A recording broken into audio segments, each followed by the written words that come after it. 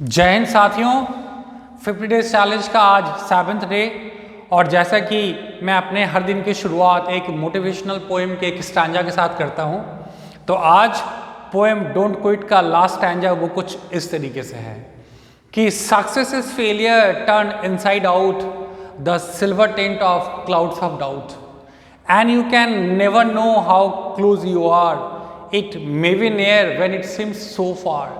So stick to the fight when you are hardest hit.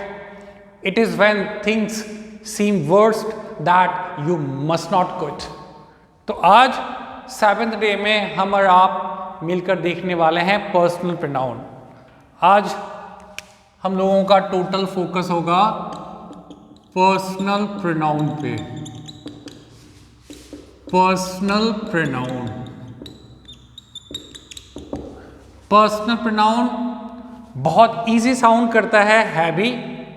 तो personal pronoun से related, इससे जुड़ा हुआ जितने भी basics and foundation information available है उन सब पे डिस्कशंस होंगे. और ये पर्सनल प्रोनाउन जो है competitive examination point of view से भी बहुत ज़्यादा इंपॉर्टेंट है. तो बेसिक से लेकर एडवांस तक हम जो है पर्सनल प्रोनाउन को देखने और समझने की कोशिश करेंगे. प्रोनाउन का मतलब होता है फॉर अ नाउन. प्रोनाउन का इन जनरल मतलब होता है फॉर अ नाउन. और पर्सनल का मतलब होता है कि पर्सन्स होते हैं 3. जिन प्रोनाउन का इस्तेमाल जो होता है पर्सन्स के लिए होता है उनको पर्सनल प्रोनाउन कहते हैं. पर्सन्स होते हैं 3, first person, second person, third person. The person is speaking, जो बोल रहा होता है वो होता है first person. The person spoken to, जिससे बात की जाती है वो होता है second person. And the person spoken of, जिसके बारे में बात की जाती है वो होता है थर्ड पर्सन. तो लिखते हुए चलते हैं, बड़ा आसान है बट लिखना जरूरी होता है. First person. First person, the person speaking. The person speaking, जो बंदा बोल रहा होता है वो होता फर्स्ट पर्सन.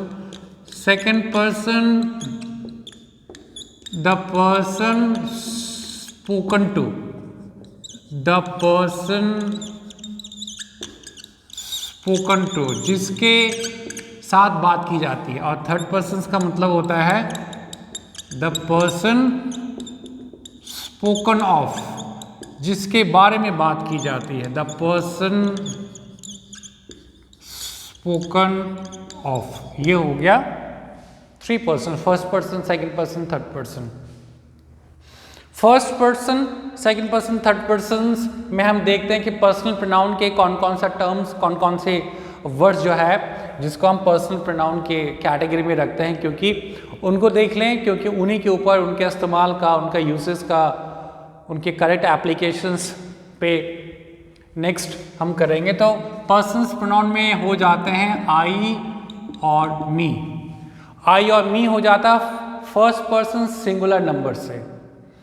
आई हो गया नॉमिनेटिव केस, कर्ता कारक, और मी हो गया ऑब्जेक्टिव केस, कर्म कारक. केस की बात कर लें तो ये होता नॉमिनेटिव केस, ये हो जाता ऑब्जेक्टिव केस, कर्ता कारक और कर्म कारक. नेक्स्ट वी अस, ये फर्स्ट पर्सन प्लूरल नंबर हो गया. First person singular number, first person plural number. Second person you and you. Second person का कर्ता कारक और कर्म कारक, सब्जेक्ट एंड ऑब्जेक्ट दोनों सेम होते हैं. और सेकंड पर्सन का सिंगुलर एंड प्लूरल हमें यू से सिंगुलर इट कैन डिनोट, ये it can refer to singular. इससे यू का इस्तेमाल सिंगुलर के लिए भी होता है, प्लूरल के लिए भी होता है. इसका एज सच कोई सिंगुलर एंड प्लूरल नहीं होता है. और ओल्ड इंग्लिश में देखें, पोइट्री में देखें, ओल्ड में जाकर शेक्सपियर के टाइम में या फिर रविंद्रनाथ टैगोर के टाइम में भी एक यू का एक अलग ही वर्जन इस्तेमाल होता था, वो भी देख लेते हैं. दाऊ, आपने देखा होगा दाऊ एंड दी, ये भी सेकंड पर्सन का ही फॉर्म है. ओल्ड इंग्लिश में इस्तेमाल होता था, अभी नहीं होता है. फिर first person singular number, first person plural number, second person. Third person singular number masculine gender से हो गया ही हिम, फेमिनिन जेंडर से हो गया शी हर, और न्यूट्रल जेंडर से हो गया इट और इट. और थर्ड पर्सन प्लूरल नंबर से हो गया दे एंड देम। यही जो है पर्सनल प्रोनाउन है, इन्हीं का इस्तेमाल हमें समझना है, देखना है। यहाँ पे एक चीज़ और देख लें कि ये जो फर्स्ट पर्सन है, जो कर्ता कारक है, ये मेल भी हो सकता है और फीमेल भी हो सकता है, मैस्कुलिन जेंडर भी हो सकता है, फेमिनिन जेंडर हो सकता है। वही बात प्लूरल के साथ मैस्कुलिन जेंडर भी हो सकता है, फेमिनिन जेंडर भी हो सकता है। इसके साथ भी masculine gender and feminine gender, ये भी जो ओल्ड इंग्लिश में इस्तेमाल होता था अब नहीं होता है। और ये तो थर्ड पर्सन सिंगुलर नंबर है, ये तो third person singular number masculine gender है, ये फेमिनिन जेंडर है, ये न्यूटर जेंडर है। और दे की बात कर लें तो दे चारों जेंडर्स में होते हैं। दे जो है ये मैस्कुलिन जेंडर भी हो सकता है, फेमिनिन जेंडर भी हो सकता है, कॉमन जेंडर भी हो सकता है और न्यूटर जेंडर भी हो सकता है। तो ये हो गया पर्सनल प्रोनाउन के नॉमिनेटिव केस। ये जो लिस्ट है, ये कॉलम जो है, ये कर्ता कारक का है और ये जो है ये कर्म कारक का है। इसी लिस्ट, इसी टेबल फॉर्म में, इसी से जुड़ा हुआ, इसको थोड़ा सा आगे एक्सटेंड करते हैं। वो आज के पर्सनल प्रोनाउन की लिस्ट में नहीं आते, बट चूंकि एक जो टेबल बन गया है, इसी की मदद से वो भी इसका एक हिस्सा है, तो उसे भी देखते हुए चलते हैं। एक नेक्स्ट केस होता है पोजेसिव केस, जिसको हिंदी में कहते हैं संबंध कारक। और ये दो प्रकार के होते हैं, एक होता है एडजेक्टिव और दूसरा होता है प्रोनाउन। यहाँ पे ये समझना है कि पोजेसिव के संबंध कारक दो प्रकार के होते हैं, एडजेक्टिव विशेषण और प्रोनाउन मतलब सर्वनाम। तो यहाँ पे ये हो जाते हैं माई और ये हो जाता है माइन। दोनों पोजेसिव केस हैं, दोनों से किसी वस्तु पर किसी व्यक्ति का अधिकार का पता चलता है। ये हो गया एडजेक्टिव, ये हो गया pronoun. First person singular number से, फर्स्ट पर्सन प्लूरल नंबर से हो जाता है our and ours. Second person से हो जाते हैं योर एंड योर्स। और थर्ड पर्सन, ये सेकंड पर्सन की जो ओल्ड वर्जन है, इसका हो जाता है दाई और दाइन। मैस्कुलिन जेंडर से हिज और हिज, यहाँ पे इसका जो एडजेक्टिव फॉर्म है वो भी हिज रहता है, प्रोनाउन फॉर्म वो भी हिज रहता है। फेमिनिन जेंडर को देख लें तो ये हो जाता है हर और यहाँ पे हो जाता है हर्स। और न्यूटर जेंडर की बात कर लें तो ये हो गया इट्स, और यहाँ पे ये पोजेसिव प्रोनाउन फॉर्म नहीं होते। एक बात और, यहाँ पे एपोस्ट्रॉफी नहीं लगा देंगे, क्योंकि एपोस्ट्रॉफी लगाने का मतलब हो जाएगा इट इज़ हो जाएगा, वो अलग ही मतलब हो जाएगा। और थर्ड पर्सन प्लूरल नंबर के लिए हो गया देयर एंड देयर्स। तो इसी लिस्ट में इसको बना देने से क्या होता है कि ये टेबल बड़ा कंप्लीट सा साउंड करता है। एक और इसके साथ एक कॉलम तैयार कर लेते हैं, इसको कहते हैं रिफ्लेक्सिव। ये हम रिफ्लेक्सिव जब प्रोनाउन पढ़ेंगे तब उसमें जाकर इसको देखेंगे। रिफ्लेक्सिव एंड इम्फेटिक प्रोनाउन है ये क्या होते हैं? आई के लिए यहाँ पे हो जाता माई सेल्फ, माई सेल्फ। ये दोनों अलग अलग हैं। माई सेल्फ का इस्तेमाल रिफ्लेक्सिव के तौर पे भी हो जाएगा प्रोनाउन, और माई सेल्फ का इस्तेमाल इम्फेटिक प्रोनाउन के तौर पे भी हो जाएगा। दोनों अलग अलग होते हैं। माई सेल्फ रिफ्लेक्सिव का मतलब होता है कि अगर सब्जेक्ट अगर करता कोई काम करता है और उसके काम करने का जो उसका इफेक्ट है, जो रिजल्ट है, वो वापस सब्जेक्ट को ही रिफ्लेक्ट होकर रिटर्न वापस आ जाए तो वो हो जाता है रिफ्लेक्सिव। और अगर सब्जेक्ट कोई काम करता है कंप्लीटली अपने तरीके से, अपने दम पे, अपने बलबूते पे, बिना किसी के मदद लिए हुए, और अगर इस ढंग से माई सेल्फ का इस्तेमाल हो जाता है तो वो हो जाता है इम्फेटिक। बाद में हम डिटेल्स में देखेंगे, अभी तो हम ये टेबल को कंप्लीट कर ले। फर्स्ट पर्सन प्लूरल नंबर के लिए यहाँ पे हो जाता है आर सेल्फ। आर सेल्फ में प्लूरल है तो SELVS। यू से सेकंड पर्सन, अगर यू जो है का इस्तेमाल हमने सिंगुलर के तौर पे किया है तो योर सेल्फ, और अगर प्लूरल के तौर पे करेंगे तो ये हो गया योर सेल्फ। दाउ जो ओल्ड इंग्लिश है इसका इस्तेमाल हो जाएगा दाई सेल्फ, और ही से हो जाएगा हिमसेल्फ। मैस्कुलिन जेंडर जो है, फेमिनिन जेंडर शी से हो जाएगा हर सेल्फ,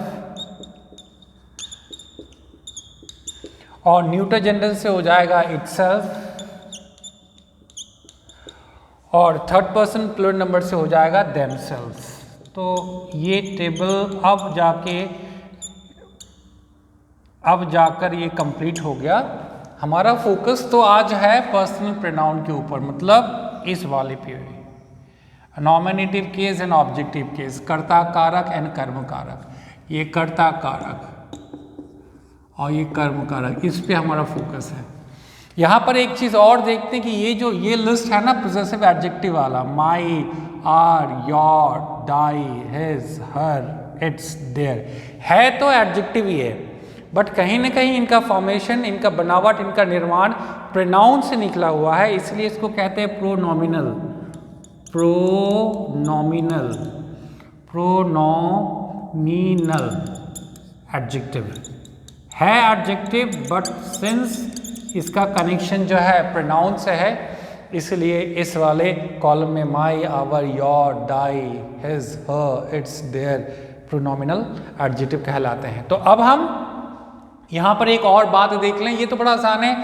आई, मी, मैं, मुझे, वी, अस, हम, हमें, यू, तुम, तुम्हें, thou, old English, he, his, she, her, they, them, ये सब आसान है, हमें पता है कहाँ ये इस्तेमाल होता है। इट को समझना जरूरी है।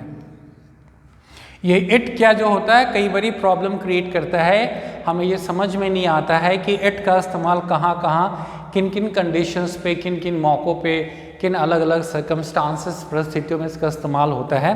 तो अब हम समझने की कोशिश करेंगे कि इट का इस्तेमाल किन कंडीशंस पे होता है। इसको नोट कर लें। उम्मीद करता हूँ कि ये टेबल जो है बड़ा आसान है, but at the same time it's very important and it's very significant. Next हमारा मूवमेंट अब ये है कि हम इट को समझने वाले हैं कि इट का इस्तेमाल कहाँ पे होता है। तो लिख लें कि यूज ऑफ इट। इट का इस्तेमाल, इट है क्या, third person singular number and neuter gender. तो पहला इस्तेमाल होता है इट का फॉर नॉन लिविंग थिंग्स, वैसी चीज़ों के लिए जिसका उसमें कोई लाइफ नहीं होता है। For non living, for things without life कह लें, फॉर नॉन लिविंग थिंग्स कह लें की बात है। फॉर थिंग विदाउट लाइफ,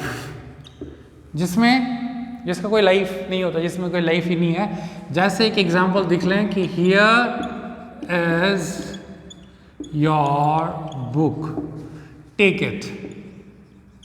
आपकी किताब है यहाँ पे, आप इसको ले लें। तो book is non living things और इट, तो इट जो है ये बुक को दर्शाता है। तो हमने देख लिया कि इट का पहला इस्तेमाल जो होता है नॉन लिविंग थिंग के लिए। तो दूसरा इस्तेमाल पे की ओर जाते हुए देखते हैं कि इट का इस्तेमाल, दूसरा इस्तेमाल ऐसा है कि जानवरों के लिए भी होता है। जब तक कि हमें ये बहुत स्पेसिफिक नहीं है कि वो जानवर मेल है या फीमेल है, तो वैसे कंडीशन में इट का इस्तेमाल हम जानवर के लिए भी करते हैं। तो लिख लें कि for animal unless we clearly wish to speak of them as male or female।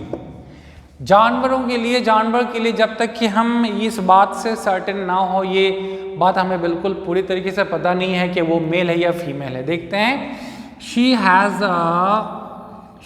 has a cat, it is very cute, it is very cute. She has a cat, it is very cute. It का connection, it जो है cat को दर्शाता है। Cat का यहाँ पे हमें समझ में नहीं आ रहा कि मेल एंड फीमेल है। कि और एग्जांपल देखते हैं कि द डॉग की जगह हम हॉर्स कर लें। Matter is same. The horse fell down and it broke it's leg.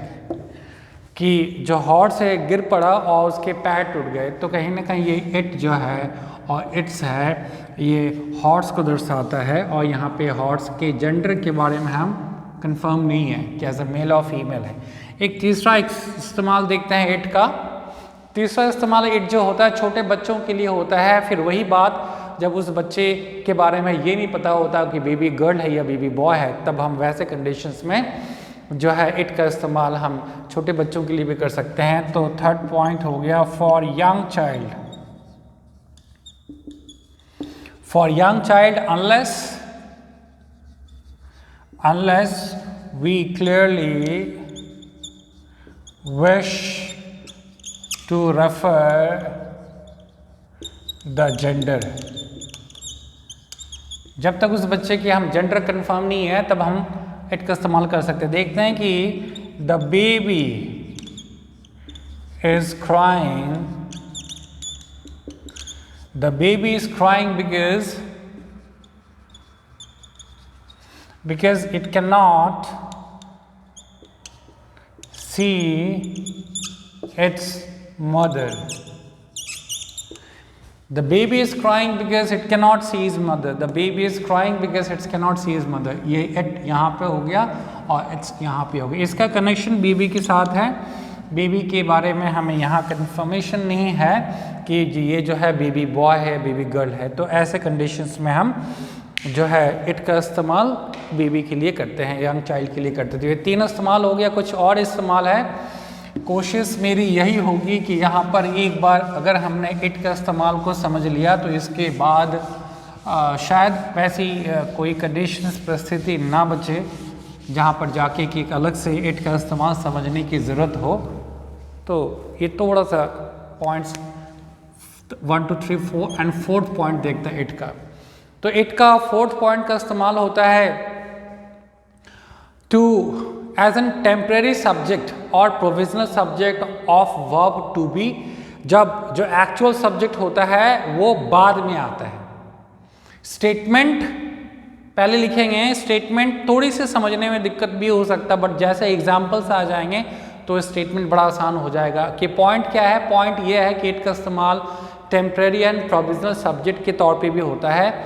To be verb का टेम्परेरी एंड प्रोविजनल सब्जेक्ट बन जाते हैं जब जो सेंटेंस का एक्चुअल सब्जेक्ट होता है वो बाद में आता है। पहले स्टेटमेंट लिखेंगे। स्टेटमेंट में चीज़ें अगर ना क्लियर हो तो एग्जाम्पल्स के साथ वो बड़े आसानी से क्लियर हो जाएगा। तो चौथा पॉइंट होता है कि for temporary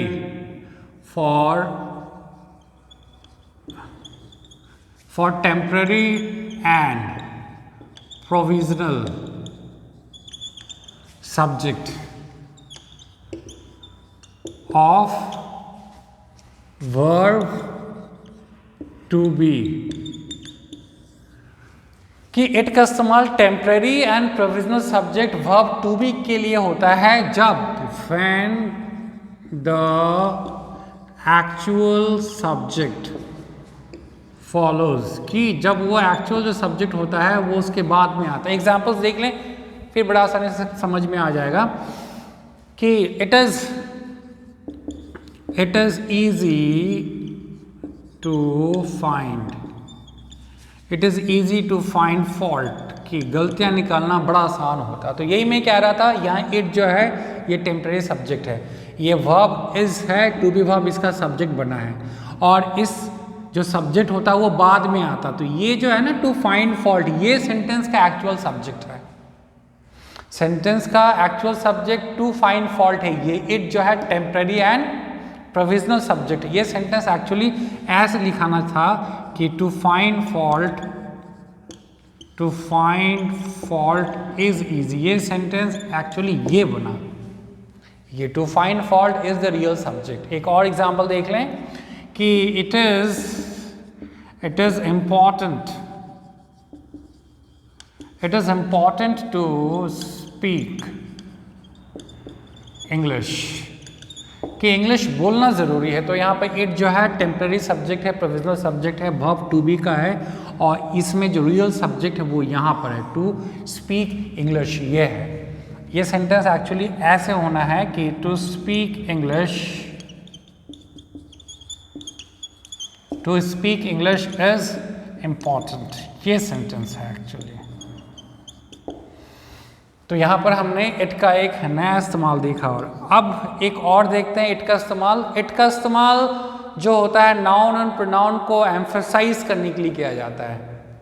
noun and pronoun को जब एम्फसाइज करना हो, जैसे उसको हाईलाइट करना हो, उसको ज़्यादा सिग्निफिकेंट दिखाना हो, उसको दिखाना कि बहुत ज़्यादा इम्पॉर्टेंट है, तो उस कंडीशन में भी इट का इस्तेमाल करते हैं। कैसे? पॉइंट क्या हो गया? टू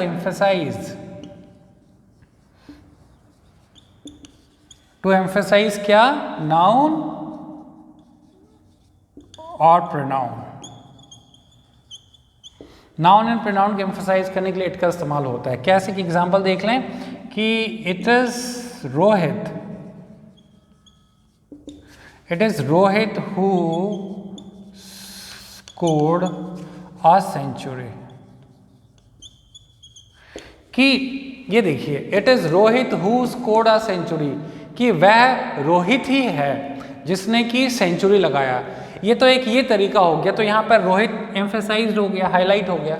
अगर हम इस सेंटेंस को ऐसे कह दें कि रोहित स्कोर्ड अ सेंचुरी, माने रोहित ने सेंचुरी लगाया, तो ये बड़ा नॉर्मल सा सेंटेंस हो गया, बड़ा ऑर्डिनरी हो गया। बट इस सेंटेंस को अगर हम ऐसे कहते हैं कि it is Rohit who scored a century, कि यह रोहित ही है, वह रोहित ही है जिसने कि सेंचुरी लगाया। इस सेंटेंस को अगर ऐसे लिख दें सिर्फ यहाँ पे कि रोहित स्कोर्ड अ सेंचुरी, तो ये बड़ा ऑर्डिनरी सेंटेंस हो गया। अब इट लगाने से रोहित जो है एम्फेसाइज हो गया। एक और देखते हैं, it is he who won, it is he who won the first prize, it is he who won the first prize,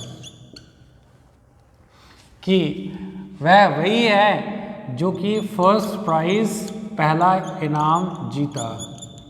तो यहाँ पर ही जो है सिग्निफिकेंट हो गया, एम्फेसाइज्ड हो गया कि वह वही है जिसने कि फर्स्ट प्राइज जीता। अगर इस सेंटेंस का ऐसे सिर्फ लिख दें कि ही वोन द फर्स्ट प्राइज, ही वोन द फर्स्ट प्राइज, तो कहीं ना कहीं ये बड़ा एक ऑर्डिनरी सेंटेंस हो गया, एक नॉर्मल सा सेंटेंस हो गया। तो यहाँ पे हमने इट के एक नया सा एग्जाम्पल्स देखा। और देखते हैं कुछ और पॉइंट्स रह रहे हैं, इसको नोट कर लें। और इट के इस्तेमाल में एक दो पॉइंट्स और रह रहे हैं, तो वो भी देखते हुए चलते हैं कि फिर दोबारा इट का डिस्कशन जिक्र करने की ज़रूरत ही ना पड़े। सिक्स्थ का इस्तेमाल हो गया। सिक्स्थ नंबर पॉइंट का इस्तेमाल होता है to refer sentence going before, to refer statement going before. क्या अगर ये समझ में नहीं आ रहा तो एग्जाम्पल्स के लिए थोड़ा सा वेट करें कि टू रेफर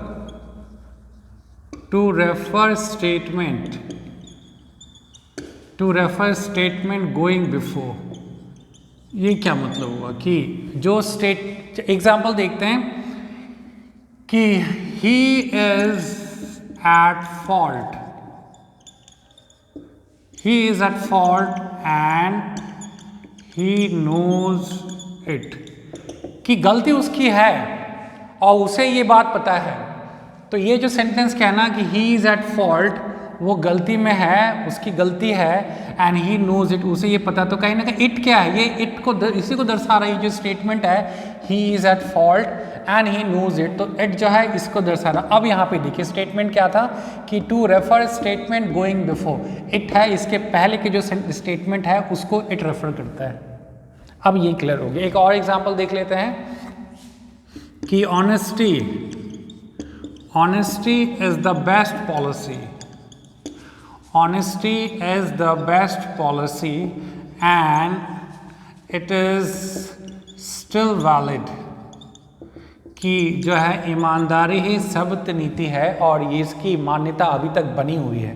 तो ये देखिए honesty is the best policy, और ये इट है, कहीं ना कहीं ये इट इसी को दर्शा रहा है ना कि किसकी मान्यता अभी तक बनी हुई, इस बात की, इस चीज़ की कि honest is the best policy. तो honest is the best policy it के पहले आया, तो इसलिए इस तरीके से ये स्टेटमेंट था to refer statement going before.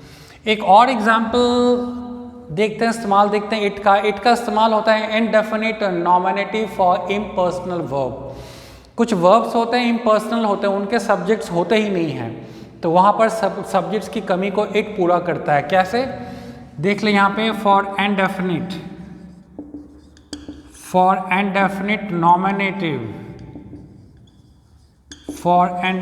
Nominative impersonal verb. जो कुछ वर्ब्स होते हैं इम्पर्सनल होते हैं, उनके इनफैक्ट सब्जेक्ट होते ही नहीं है, तो बिना सब्जेक्ट का सेंटेंस लिखना मुश्किल हो जाता है। तो वहाँ पर इट जो है एक सब्जेक्ट की कमी को पूरा करता है। देखते हैं कि अगर कहते हैं कि इट इज़ रेनिंग बारिश हो रही है, तो यहाँ पे इट का कोई मतलब ही नहीं है, इम्पर्सनल सब्जेक्ट हो गया। और इम्पर्सनल सब्जेक्ट उसी तरीके से इट थंडर्स बिजली चमकती है, या it is a sunny day. तो यहाँ पे ये जो सब्जेक्ट्स है ना, ये जो है इम्पर्सनल सब्जेक्ट हो गया।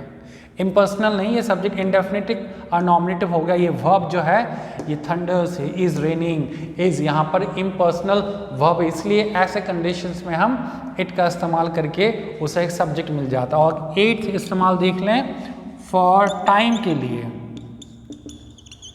For time and weather season, weather season के लिए भी इट का इस्तेमाल होता है। देख लें, it is 8 o'clock by my watch, it का इस्तेमाल हो गया। And it is winter, season हो गया, इट इज़ विंटर। तो इस तरीके से हम लोगों ने इट को बेस मानकर हम लोगों ने इट का अलग अलग 8 इस्तेमाल्स देखे, और उम्मीद करता हूँ कि शायद इतने ही होते हैं।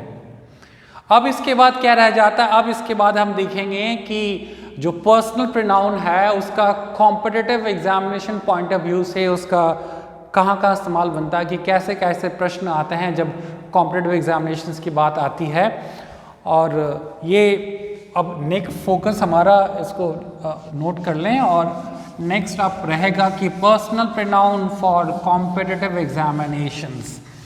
और मज़े की बात ये जो है कि पर्सनल प्रोनाउन का पहला काइंड है, और आप ही देखिए कि पर्सनल प्रोनाउन के ऊपर ही कितने डिस्कशंस बन रहे हैं। सिर्फ एक टाइप, प्रोनाउन के 10 टाइप्स हम लोगों ने देखा है, उसके एक टाइप जो पर्सनल प्रोनाउन है उसमें ही इतनी सारी बातें आ गई हैं। तो डिटेल्स में जाकर देखना ही होता है, तभी वो चीज़ें।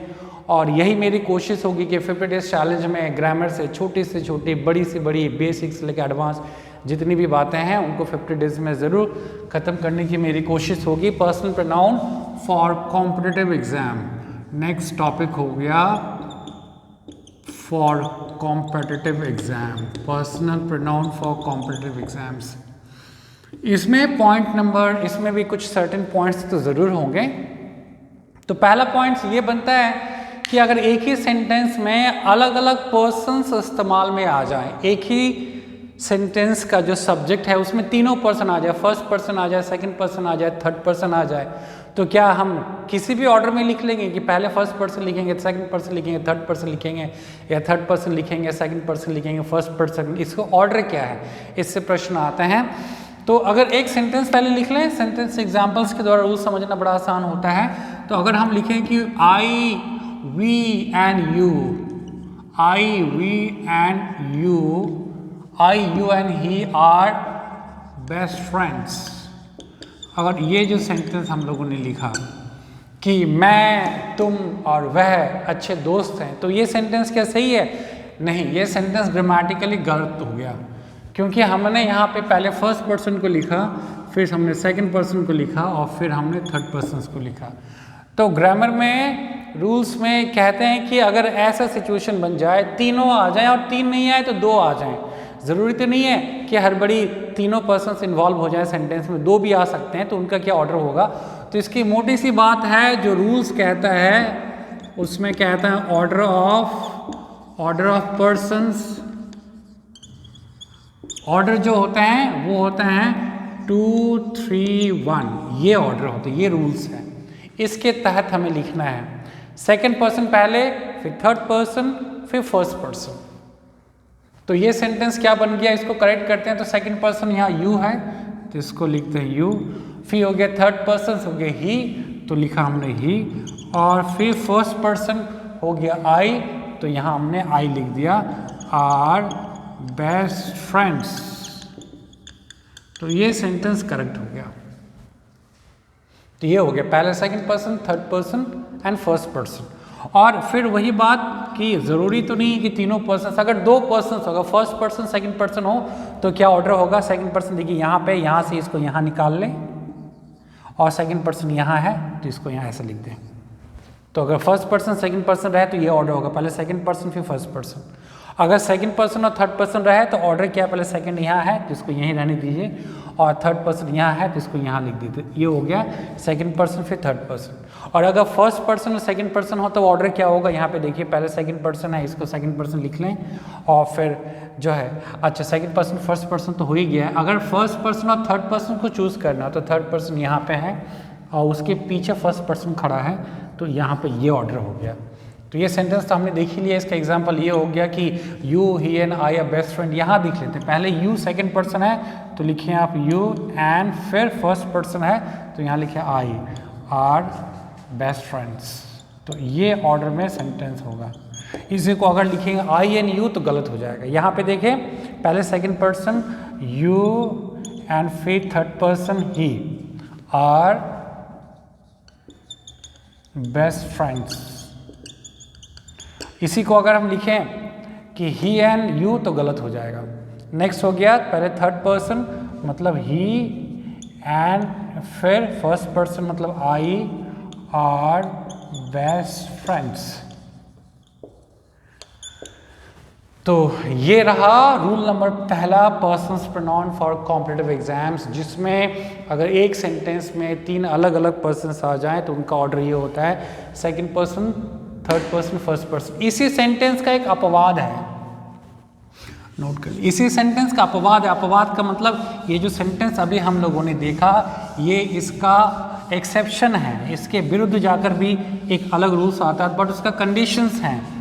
दूसरा रूल्स हम देखते हैं कि कंडीशंस क्या है कि कन्फेशन ऑफ गिल्ट, अगर गलती को कबूल कर लें, कन्फेशन और गुनाह को कबूल कर लें, कन्फेशन ऑफ गिल्ट या एडमिटिंग फॉल्ट, तब ऑर्डर हो जाता है कन्फेशन,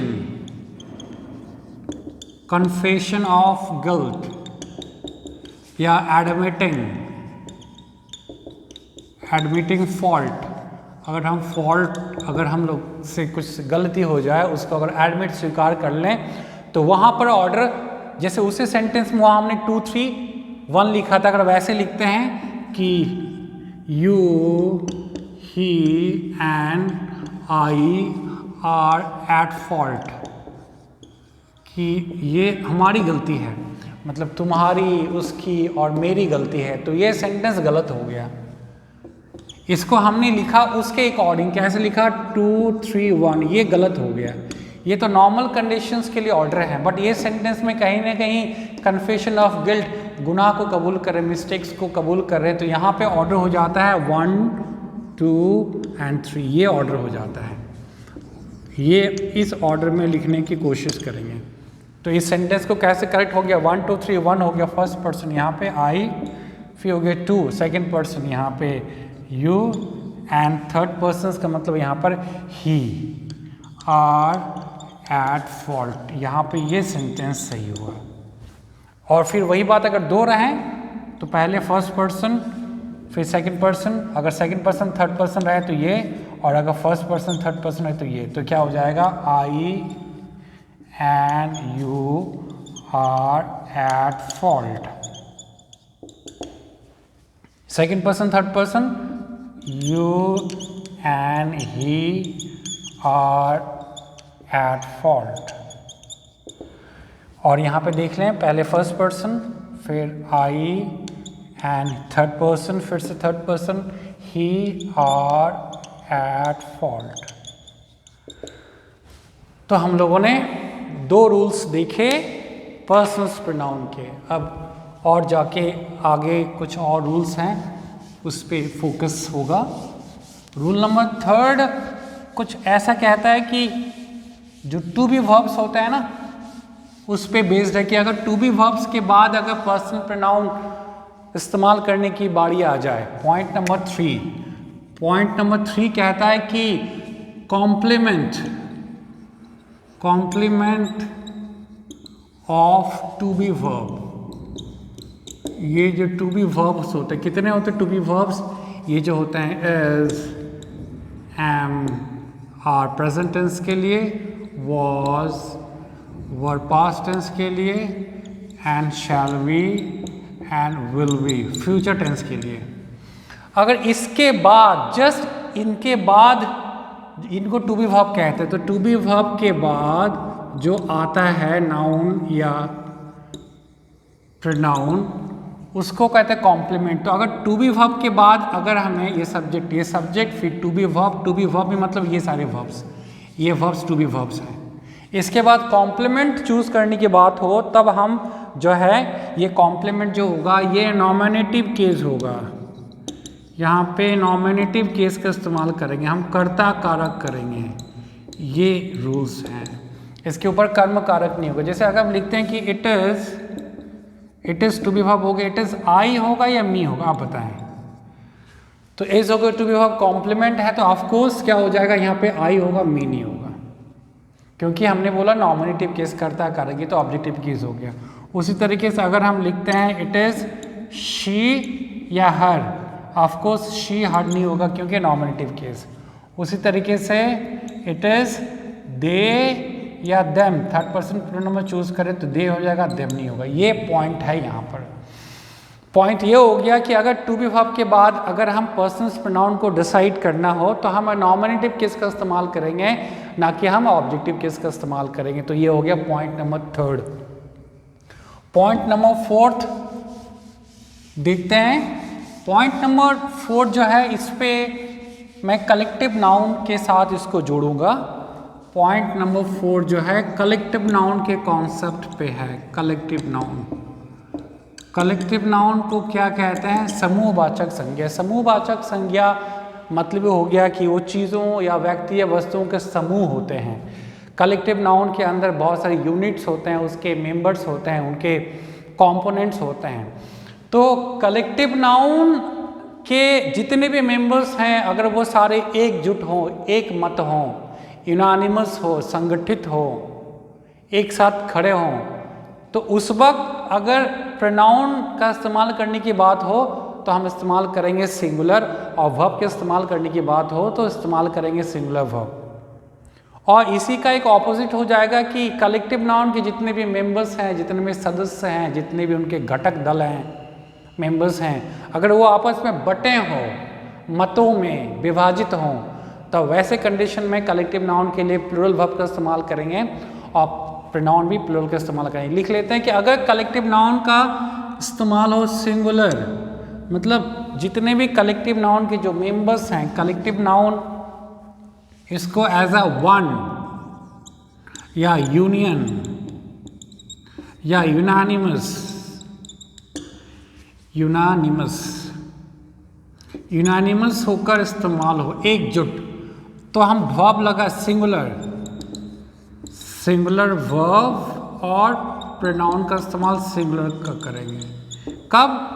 जब कलेक्टिव नाउन के सारे मेंबर्स एकजुट हों, एक साथ खड़े हों। जैसे the jury has given its decision या वर्डिक्ट, कि जूरी ने अपना निर्णय सुना दिया। तो यहाँ पे जूरी में जितने भी मेंबर्स हैं, उनके सदस्य हैं, तो उन्होंने जो डिसीजन, जो निर्णय लिया, उस निर्णय में एकजुट खड़े हैं। इसलिए यहाँ पे वर्ब हो गया सिंगुलर, हैज़ हो गया, हैव नहीं हुआ, और यहाँ पे ये प्रोनाउन भी सिंगुलर हो गया। अगर यहाँ पे कलेक्टिव नाउन से डिवीज़न हो जाए, कलेक्टिव नाउन में डिवीज़न आ जाए, बंटवारा हो जाए, डिवीज़न आ जाए, मतों से विभाजित हो जाएं, तो उस वक्त प्लूरल वर्ब और प्लूरल नाउन लगेगा, प्लूरल वर्ब एंड प्रोनाउन लगेगा, ये वाली बात। जैसे जूरी वाले में से देख लें कि द जूरी वर डिवाइडेड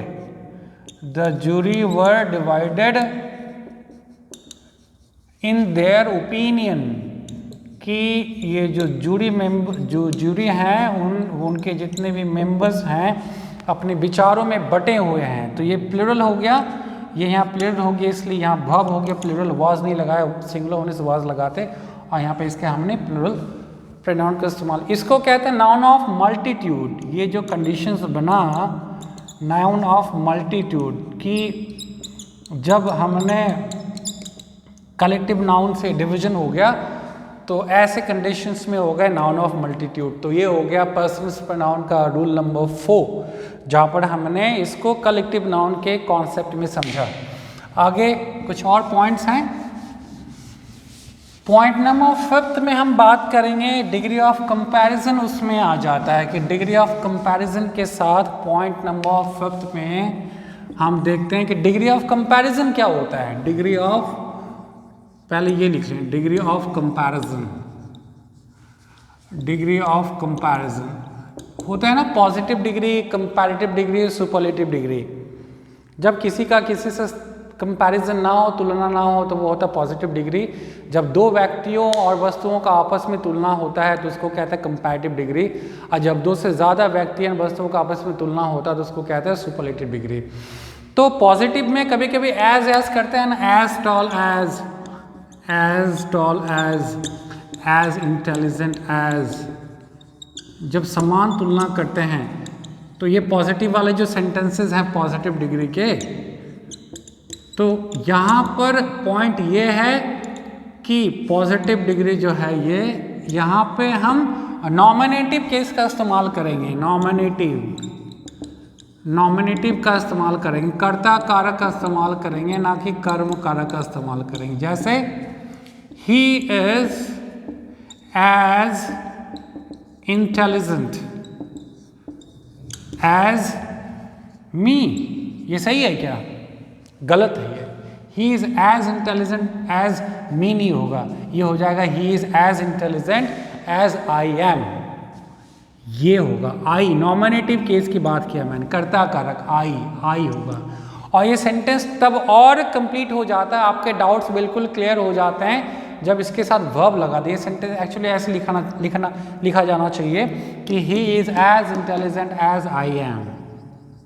वो उतना ही इंटेलिजेंट है जितना कि मैं हूँ, इसलिए यहाँ पर आई होगा और यहाँ पे मी नहीं होगा, ये वाली बात है। You are as tall as her होगा क्या? नहीं। You are as tall as, आप उतने ही लंबे हैं जितने की वो है, शी इज। और अगर इज लिखते हो ना तो ये मैटर और क्लियर हो गया कि वो जितनी लंबी है आप भी उतने ही लंबे हो। तो यहाँ पर शी होगा, यहाँ पर हर नहीं होगा। ये वाली बात मैं कर रहा था कि degree of comparison positive degree में। और जब कंपैरेटिव डिग्री होता है उसमें भी हम जो हैं कंपैरेटिव डिग्री में जब दैन हो जाता है ना, दैन जो लगाते हैं, उसके बाद भी नॉमिनेटिव केस आता है। और उसके बाद जो है नॉमिनेटिव केस का मतलब कर्ता कारक का इस्तेमाल करेंगे, कर्ता कारक। जैसे he is taller than me, वो मुझसे लंबा नहीं, ये गलत हो गया। इसको भी आप ऐसे लिखेंगे कि he is taller than I am. जब आई एम, मैं जितना लंबा हूं वो मुझसे लंबा है, तो टॉलर देन आई एम, यहां पर आई एम हो गया। नॉमिनेटिव केस, ऑब्जेक्टिव केस नहीं। तो ये हो गया पॉइंट नंबर 5, जहां पर हमने देखा जब पॉजिटिव डिग्री में एज करके हम तुलना करते हैं, या कंपैरेटिव डिग्री में देन लगा के जब हम तुलना करते हैं, तो वहाँ पे नॉमिनेटिव के इस्तेमाल होगा, ऑब्जेक्टिव केस नहीं होगा, कर्ता कारक का इस्तेमाल होगा, कर्म कारक का इस्तेमाल नहीं होगा। पॉइंट नंबर 5 हो गया। 6th पॉइंट को देखते हैं कि 6th पॉइंट क्या है। They are really interesting, you know. कभी कभी आप रियलाइज करते हैं कि अच्छा ऐसा भी होता है, हम तो कुछ अलग ही इस्तेमाल करते हुए आ रहे थे। पॉइंट नंबर 6 का कहता है कि वो जो ऑर्डर था 2, 3, 1, अगर इसके अकॉर्डिंग से अगर एक सेंटेंस लिखता हूँ फिर इसके स्टेटमेंट लिखूंगा। पहले एग्जाम्पल लिख दूँ कि कौन सा पॉइंट डिस्कस होने वाला, क्योंकि एग्जाम्पल समझने के बाद ये स्टेटमेंट लिखेंगे तो वो ज़्यादा बेहतर होगा। जैसे यू एंड आई, ऑर्डर तो ये पहले सेकंड पर्सन फिर first person. You and I मतलब तुम और मैं काम कर रहे हैं, आर डूइंग वर्क।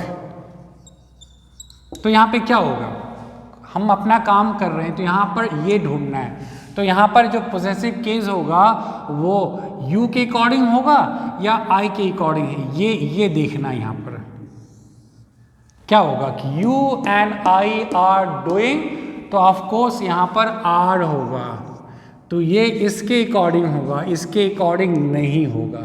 क्यों?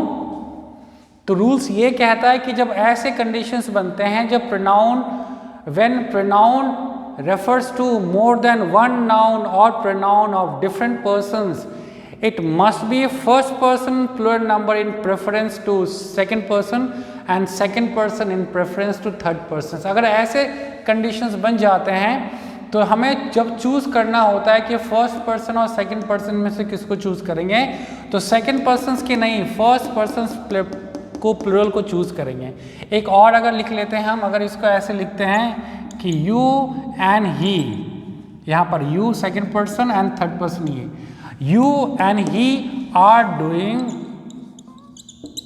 डूइंग वर्क, यहाँ पे बताइए आप यहाँ पर किसके, यहाँ पर ही के अकॉर्डिंग होगा या फिर यू के अकॉर्डिंग होगा।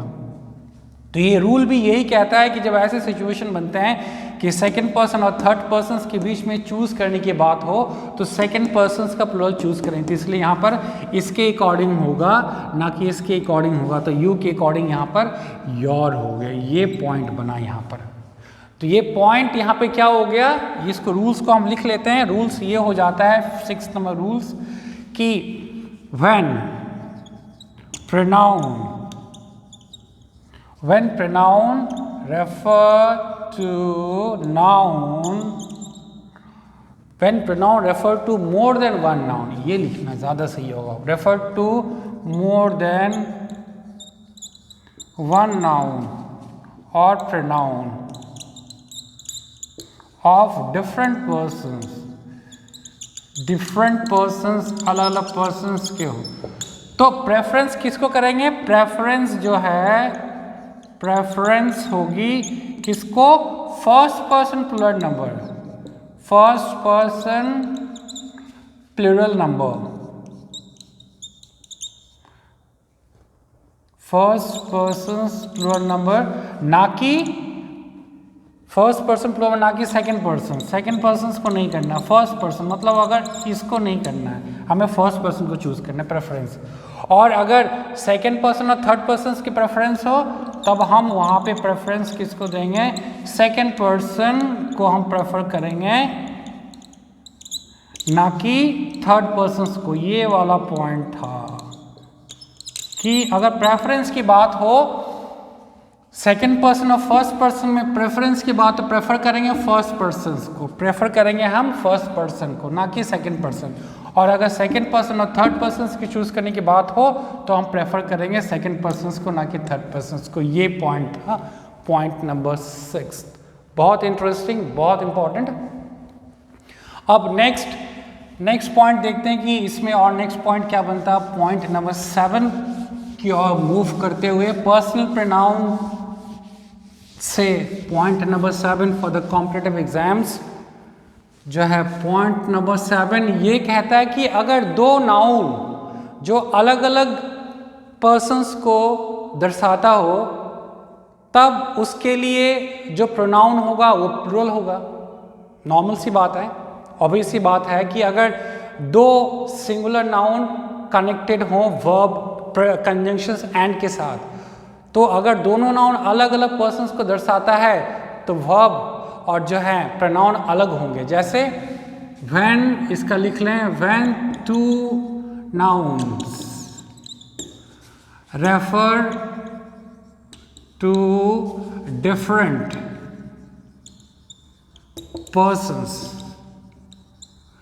अगर दो नाउन दो अलग अलग पर्सन को दर्शाता हो तो जो हो गए प्लूरल प्रोनाउन का इस्तेमाल करेंगे, प्लूरल प्रोनाउन ऑब्वियसली। जैसे Ram and Shyam are obedient, Ram and Shyam are obedient students. यहाँ Ram and Shyam they are different person obedient students, तो इसके लिए जो प्रोनाउन का इस्तेमाल करेंगे ऑफ कोर्स क्या हो जाएगा, प्लूरल प्रोनाउन हो। यहाँ पर ही तो नहीं लिखेंगे, यहाँ पर दे लिखेंगे। They are praised by teachers उनकी तारीफ करते हैं, उनके तारीफ की जाता है टीचर्स के द्वारा। इसी का एक दूसरा पॉइंट रूल्स क्या हो गया कि अगर दो नाउन एक ही पर्सन्स के बारे में बताए, अगर दो नाउन्स अगर एक ही पर्सन्स के बारे में बताए तब नाउन जो है, दो नाउन होंगे एक ही पर्सन्स के बारे में बताएंगे, दोनों कनेक्टेड से जुड़े होंगे, बट एक पर्सन्स के बारे में बताएंगे तो उस वक्त सिंगुलर जो है प्रोनाउन का इस्तेमाल होगा, वर्ब का इस्तेमाल होगा। एक देख लेते हैं यहाँ पर एग्जाम्पल देख लेते हैं पहले, फिर हम रूल्स लिखेंगे। अगर लिखते हैं कि the coach and captain has been sacked, fired from his position।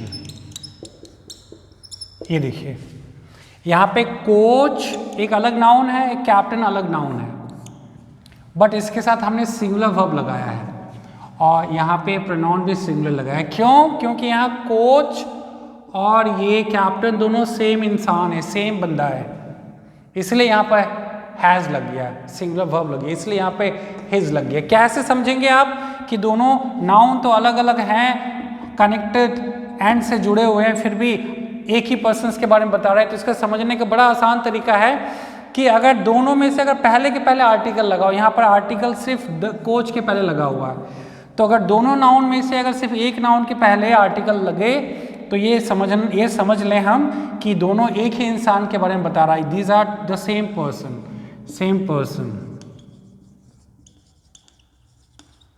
कब? जब अगर एक ही आर्टिकल का इस्तेमाल हो, और अगर दो आर्टिकल का इस्तेमाल हो, दोनों के पहले अगर आर्टिकल लगा दें, इसी सेंटेंस को अगर ऐसे लिखें कि the coach and the captain have been, यहाँ पर प्लूरल हो जाएगा, हैव बीन सैग्ड का मतलब फायर, निलंबित कर दिया उसको, फ्रॉम देयर पोजीशंस।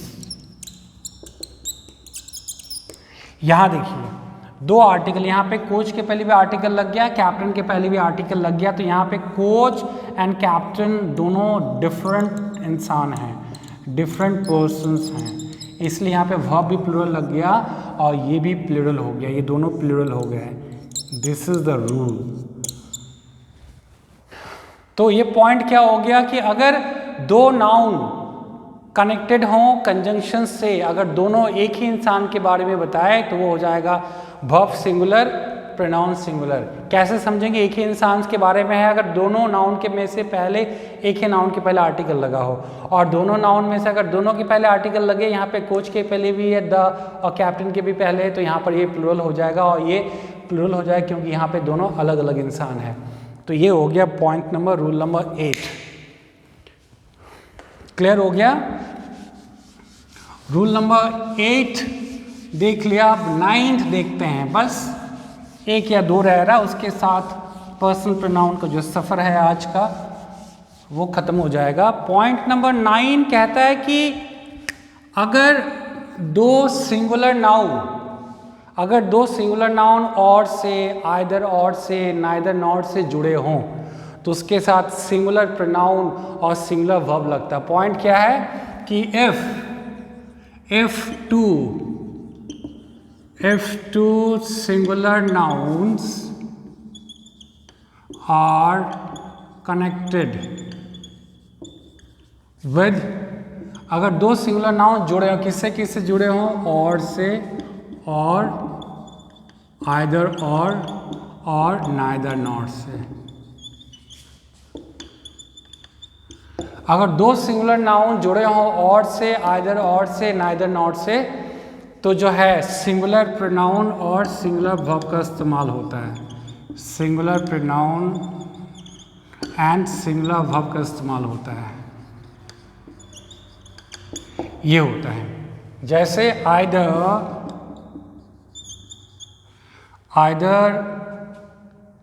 राम और Sam is singing। तो यहाँ पर दो सिंगुलर नाउन है तो वर्ब हो जाएगा सिंगुलर, और प्रोनाउन भी हो जाता है। अगर Ram and Shyam is doing, कैसे कभी कर सकते हैं, doing, Ram and Shyam doing his work. Either Ram and Shyam are doing his work. तो यहाँ पर दो सब्जेक्ट, एक राम सिंगुलर है, एक श्याम है, तो जो वर्ब होगा सिंगुलर होगा, प्रोनाउन भी जो होगा सिंगुलर होगा।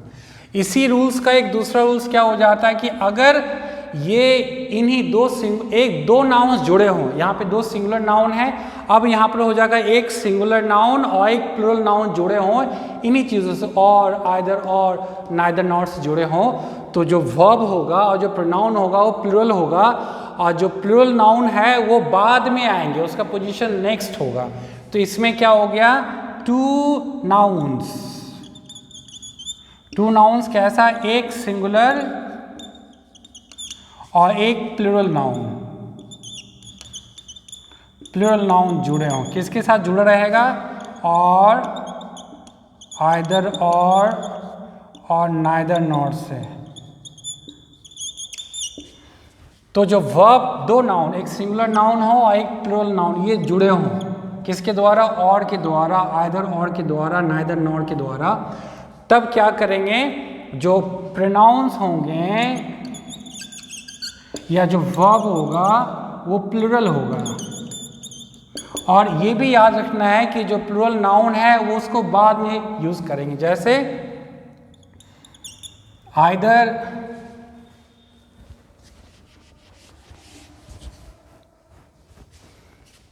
या neither Rohit nor his friends have completed their work। यहाँ पे देखिए दो नाउन है, रोहित सिंगुलर है एंड फ्रेंड्स प्लुरल। यही पॉइंट था ना कि दो नाउन जुड़े होंगे, एक सिंगुलर और दूसरा प्लुरल, तो जो प्लुरल नाउन होगा उसकी पोजीशंस बाद में आएंगी, इसको हमने सेकंड में लिखा है। तो जो वर्ब होगा वो प्लुरल होगा और जो प्रोनाउन होगा प्लुरल होगा, क्योंकि ये दोनों इसके अकॉर्डिंग होंगे। तो ये रहा पॉइंट नंबर 10। तो इतने सारे पॉइंट्स बन गए पर्सनल प्रोनाउंस को लेकर। इन सारे पॉइंट्स को ध्यान में रखना होता है from the chapter personal pronoun, जब कॉम्पिटिटिव लेवल और एग्जाम्स की बात आती है। तो उम्मीद करता हूँ कि आज जितने भी पॉइंट्स हमने पर्सनल प्रोनाउन, देखिए डिटेल्स तो हैं, प्रोनाउन के एक पॉइंट जो उसका एक टाइप है, उसका एक प्रकार में इतना टाइम लग गया। आगे के जितने भी प्रोनाउन के टाइप्स हैं उसमें इतना टाइम नहीं लगेगा, क्योंकि इसमें बहुत सारे पॉइंट्स थे और मेरी कोशिश ये रहेगी कि एक बार जब मैंने पर्सनल प्रोनाउन को जिक्र कर लिया तो आगे जाके फिर से पर्सनल प्रोनाउन पे कुछ ना कहने की ज़रूरत हो, और इस तरीके से ये थोड़ा सा एक्सटेंड हो गया। तो उम्मीद करता हूँ कि ये ज़रूर समझ में आएगा और पर्सनल प्रोनाउन के ऊपर आपकी मास्टरी हो जाएगी, आपका इसका फुल कमांड और फुल कंट्रोल में होंगे। जय जवान, जय किसान, जय भारत, जय हिंद।